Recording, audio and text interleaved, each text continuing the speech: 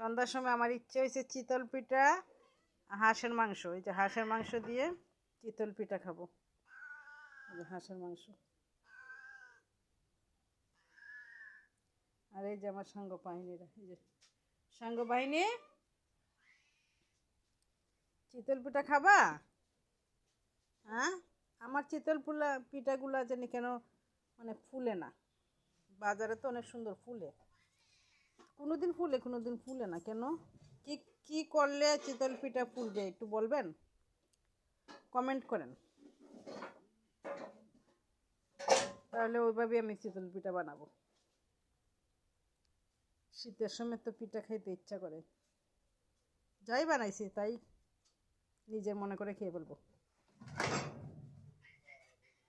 কেউ তো দিবে না। আমরা বিড়াল পালি তো, তাই কেউ আমাদের কিছু দেয় না, এই নিজেরটা নিজেই বানিয়ে খাই, কী করবো, যা পারি। ধন্যবাদ সবাইকে।